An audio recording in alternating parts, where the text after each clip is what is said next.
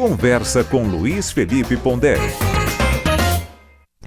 Pondé, muito bom dia, 9h55. A gente sempre diz aqui que a nossa democracia ainda é incipiente, né? A partir da redemocratização de 1985.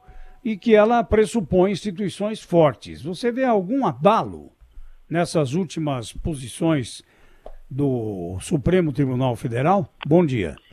Bom dia, Zé Paulo. Bom dia a todos. A democracia na América Latina, ela sempre parece que vai um pouco mal das pernas, né? Se você comparar, por exemplo, a Bolívia e o Chile agora, você vê como a Bolívia entrou em erupção por conta de um populista à esquerda, e o Chile, que é uma democracia razoavelmente organizada, também entrou em erupção e está tentando se resolver institucionalmente. Eu falo isso para dar um pouco o contexto de que a democracia é um regime que sempre tem que ser cultivado o tempo inteiro. Aqui, Zé Paulo, o STF, desde, digamos, do período do mensalão, ele teve um papel assim importante naquele momento. Ele era comparado, inclusive, a um certo poder moderador, né? Houve um crescimento da contaminação política, essa é a percepção que a gente tem. Na democracia, a contaminação política é uma constante, já descrita na literatura especializada no século XIX, sobre a democracia americana, esse risco de contaminar tudo com a política. E aqui, nos últimos tempos, Paulo, a impressão que dá é que o STF parece um pouco errático. Se a gente pensar, por exemplo, no caso do impeachment da Dilma, e como ele fatiou o impeachment, mantendo os direitos políticos dela, ou como algum tempo atrás o STF votava a favor da prisão na segunda instância e agora, de repente, ele vota contra. E uma impressão que dá já é que o tema é pouco claro na Constituição.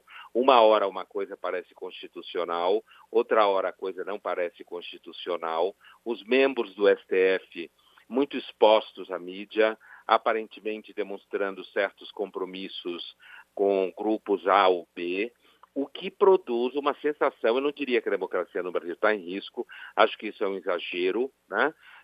Acho que isso às vezes, uma certa paranoia, porém, o STF, me parece, ficou com a imagem um pouco abalada nos últimos tempos, não só por conta da soltura do Lula, né? A situação parece que foi montada um pouco ao redor da questão do Lula, mas também porque a gente se pergunta, Zé Paulo, será que alguém não famoso será libertado da prisão por conta dessa decisão do STF, ou só figuras famosas serão soltas? E todo um bando de gente presa que não passou nem pela instância zero, quanto mais chegou a ser julgado pelo STF, que continua preso e continuará.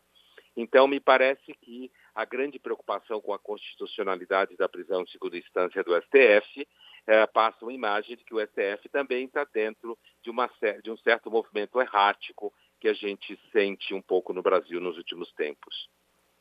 Pondé, aproveitando esse assunto aí, o Supremo Tribunal Federal, naquele inquérito lá das fake news, está indo para cima de uma advogada que, na minha opinião, ultrapassou todos os limites do razoável. Ela publicou nas contas dela nas redes sociais, é a advogada Cláudia Teixeira Gomes, o seguinte recado, depois da história do julgamento após a prisão em segunda instância: que estuprem e matem as filhas dos ordinários ministros do STF. Após essa publicação, claro que a OAB foi rapidamente identificada, as medidas criminais já foram tomadas e o processo disciplinar pela OAB já começou a correr, né? Veja a que ponto chegamos. Uma mulher advogada incentivando estupro, incentivando homicídio, e agora vai responder, né? Porque pelos atos praticados, porque ela sabe muito bem que não é sair vomitando qualquer coisa por aí, você fica impune, né? Então, no inquérito que apura as fake news lá no Supremo Tribunal Federal, esse caso já foi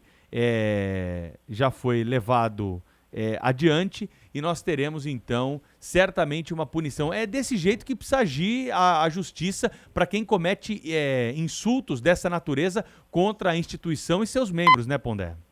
Eu acho que o caso aí não é tanto uma fake news, né? É meio que um discurso de ódio, né? Desse caso aí. Não é tanto uma fake news, mas é uma espécie de ódio ao ódio. É importante, inclusive, porque a gente sabe que os advogados são um grupo bastante voltado para si mesmo, cuida da própria categoria. É muito difícil imaginar você conseguir alguma coisa contra um advogado no âmbito desse jeito, mas aqui no caso me parece que a liberdade de expressão ela sempre enseja certos riscos, inclusive riscos de quando você vomita alguma coisa no plano público, além do mais sendo, como você diz, uma advogada, que você acabe tendo que responder por isso.